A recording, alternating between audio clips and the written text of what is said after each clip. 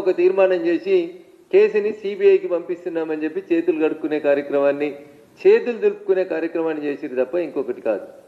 మీరు మాటలు ప్రతిపక్ష నాయకుడిగా చాలా మాట్లాడినరు, పిసిసి అధ్యక్షుడిగా నోటికి ఏదొస్తే అది మాట్లాడినరు. అన్నీ మాట్లాడిన తర్వాత అధికారంలోకి వచ్చిన తర్వాత ఈరోజు పనిచేయమంటే మీరు చెప్పిన టెలిఫోన్ ట్యాపింగ్లో ఏం జరుగుతుందో చూసినాం. రోజుకో సీరియల్ నడిపిరు 3 నెలలు. టెలిఫోన్ ట్యాపింగ్లో వీళ్ళని తెస్తాం, వాళ్ళని తెస్తాం, ఇక అరెస్ట్ చేస్తాం, రేప్ చేస్తాం, ఎల్లుండి ప్రభాకర్ రావుని చేస్తాం, అవతల ఎల్లుండి కేసీఆర్ని చేస్తామని ఊకదంపుడు ఉపన్యాసాలు ఇచ్చిరు తప్ప ఏం కాలేదు. అదేంటి అంటే ప్రభాకర్ రావు సుప్రీంకోర్టుకు పోయింది కాబట్టి ఏం చేస్తలేమో అంటారు. సుప్రీంకోర్టుకు పోయినటువంటి అనేక మంది ముద్దాయిల్ని ఇతర కేసులలో అరెస్ట్ చేసి తర్వాత పీటీ వారెంట్ కింద టెలిఫోన్ ట్యాపింగ్లో రిమాండ్ చేసింది ప్రభుత్వం. నిజంగా ప్రభుత్వానికి చిత్తశుద్ధి ఉంటే అధికారంలోకి వచ్చిన 22 నెలలు ఎందుకు టైం పాస్ చేసిరో ఒకసారి రేవంత్ రెడ్డి గారు చెప్పాలి. ఎవరు వద్దంటే ఆగిరు మీరు? మీ రాహుల్ గాంధీ గారు, మీ ఏఐసిసి నాయకత్వం సూచనల మేరకే టీఆర్ఎస్ పార్టీని మీరు అరెస్ట్ చేయలేదు, టీఆర్ఎస్ పార్టీ పెద్దల్ని మీరు అరెస్ట్ చేయలేదు తప్ప అక్కడ వేరే కారణాలు లేవు. ఎంత సిల్లిగా మాట్లాడతారు ముఖ్యమంత్రి గారు అంటే వారి స్థాయికి అది తగదు అని నేను చాలా స్పష్టంగా చెప్పదలుచుకున్నాను. మీరు పీసీ ఘోష్ కమిషన్ నివేదికని, ఎన్డీఎస్ఏ నివేదిక రెండింటిని అసెంబ్లీలో పెట్టి చర్చించి అసెంబ్లీలో తీర్మానం చేసి సిబిఐకి పంపినమని ప్రకటించిన మరుక్షణమే మాజీ ముఖ్యమంత్రి చంద్రశేఖరరావు గారు, అప్పటి నీటిపారుదల శాఖ మంత్రి హరీష్ గారు, అప్పటి నీటిపారుదల శాఖకు సెక్రటరీగా పనిచేసినటువంటి శైలేంద్ర కుమార్ గారు, అప్పుడు సీఎంఓలో పనిచేసినటువంటి స్మితా సబర్వాల్ గారు, వీళ్ళంతా రాష్ట్ర సర్వోన్నత న్యాయస్థానం హైకోర్టుకు పోయినరు. కేసీఆర్ గారి పిటిషన్ మీద, హరీష్ రావు గారి పిటిషన్ మీద, శైలేంద్ర కుమార్ ఘోష్ గారి పిటిషన్ మీద సిబిఐ విచారణను ఆపండి అని చెప్పి రాష్ట్ర హైకోర్టు తీర్పు ఇచ్చింది. ఇంకొక 2 వారాల తర్వాత మీ అడ్వకేట్ జనరల్ తోటి కౌంటర్ వేయమని చెప్పింది.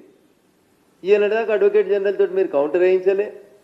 హైకోర్టులో కేసీఆర్, హరీష్, శైలేంద్ర కుమార్ ఘోష్, స్మితా సబర్వాల్ వేసిన రిట్ పిటిషన్లను డిస్మిస్ చేయించలేదు. కోర్టు స్టే ఇచ్చినాక సిబిఐ ఎందుకు అరెస్ట్ చేస్తలేదు, ఎలక్షన్ల లోపల అరెస్ట్ చేస్తారా అని అడుగుతున్నారు. అరే మీరు ముఖ్యమంత్రి గారి ఆధీనంలో నేరుగా పనిచేసేటువంటి ACB daily reports to honourable chief minister of any state. ACB కేసులలో అరెస్ట్ చేయడం మీకు చేతనైతే లేదు. వారాలకు వారాలు, నెలలకి నెలలు అరవింద్ కుమార్ అనేటువంటి ఒక ఐఏఎస్ అధికారి అప్పుడు ఉన్నటువంటి మున్సిపల్ మంత్రి పంపించమంటే తాను నిధులను బదిలీ చేసిన అని చాలా స్పష్టంగా చెప్పిండు. తెల్లారి కేటీఆర్ని ఎందుకు అరెస్ట్ చేయలేదు? మీరేమో తప్పు చేసిన వాళ్ళని అరెస్ట్ చేసే దమ్ము ధైర్యం లేక, చేస్తే ప్రజలేమన్నా టీఆర్ఎస్కు సింపతి ఇస్తారేమో అనే భయంతో మీకు పనులు చేతగాక మీరు ఆపిరు తప్ప ఇవాళ వచ్చి కిషన్ రెడ్డి అరెస్ట్ చేస్తావా, రేవంత్ రెడ్డి అరెస్ట్ చేస్తావా, ఇట్లాంటి తెలివి తక్కువ మాటలు మాట్లాడడానికి నేను మీడియా ముందుకు రాలేదు. రేవంత్ రెడ్డి గారికి అధికారం ఉండొచ్చు ఏసీబీని అడ్డం పెట్టి అరెస్ట్ చేసేందుకు, కానీ కిషన్ రెడ్డి గారికి అరెస్ట్ చేసే అధికారం ఉండదు. భారతీయ జనతా పార్టీ చట్టాలని తన చేతుల్లోకి తీసుకొని ఎవరిని అరెస్ట్ చేయదు. అంతేందుకు నేను సూటిగా ఒక మాట అడుగుతున్న ముఖ్యమంత్రి గారిని, అసెంబ్లీలో సిబిఐకి ఇవ్వమని తీర్మానం చేసిన తర్వాత కేంద్ర హోంమంత్రిత్వ శాఖ దగ్గరకో ప్రధానమంత్రి దగ్గరకో ఓ క్యాబినెట్ డెలిగేషనో మీరో పోయి, సార్ ఇగో these are the facts, PC Ghosh commission నివేదికలో ఇవి వచ్చినాయి, గతంలో మీరు చెప్పిండ్రు కదా అవినీతిని సహించమని, వీళ్ళని అరెస్ట్ చేయండి సార్, సిబిఐకి ఇన్వెస్టిగేషన్ చేయండి, ఒక్క దరఖాస్తుని ఇచ్చిండ అన్న. 50 సార్లు ఎక్కిండన్న విమానం కిందికి మీదికి. ఒక్క మంత్రిని తీసుకోవాలంటే 50 సార్లు తిరగాలి, పిసిసి అధ్యక్షుని తీసుకోవాలంటే తిరగాలి ఢిల్లీకి, ఆఖరికి జిల్లా కాంగ్రెస్ కమిటీ అధ్యక్షుల్ని వేసుకోవాలంటే కూడా 10 మంది ఢిల్లీకి పోయి సంప్రదింపులు చేసి వచ్చారు తప్ప ఒక్కసారన్నా కేసీఆర్ కుటుంబం, కేసీఆర్ అవినీతి మీరు మాట్లాడలేదు. మీకంటే పెద్ద నాయకుడు రాహుల్ గాంధీ తోటి మాట్లాడిపించారు. నేను లాస్ట్ ప్రెస్ కాన్ఫరెన్స్లో చెప్పిన, ఒక కుటుంబం తిన్న అవినీతి సొమ్మును మొత్తం 1,00,000 కోట్లకు అక్కిస్తామన్నారు. ఒక్కసారైనా పోయి ప్రధానమంత్రి గారికి డైరెక్ట్గా దరఖాస్తు ఇచ్చి, లేదా కేంద్ర హోంమంత్రిత్వ శాఖకు ఒకసారి దరఖాస్తు ఇచ్చి, సార్ దీంట్లో సీరియస్ ఫ్రాడ్ ఉంది, క్రైమ్ ఉంది, మీరు వీళ్ళని రిమాండ్ చేయండి అని అడిగిన దాఖలా ఉందా?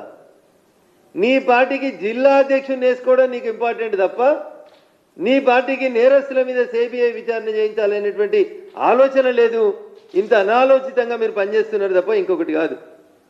ఇవాళనే ఎందుకు మాట్లాడుతున్నారు రేవంత్ రెడ్డి గారు ఇన్ని రోజుల తర్వాత అంటే మీకు అందరికీ తెలుసు. జూబ్లీహిల్స్ ఎలక్షన్స్ ఆయన మెడ మీద కత్తిలాగా వేలాడుతున్నాయి. పొరపాటున ఆ ఎలక్షన్స్లో ఏమైనా ఆయనకు వ్యతిరేకమైన రిజల్ట్ వస్తే నెంబర్ 2లో నెంబర్ 3లో నెంబర్ 4లో ఆయన కుర్చీ గుంజేస్తారనో లేదా ఢిల్లీ ఆయనను మారుస్తుందనో భయం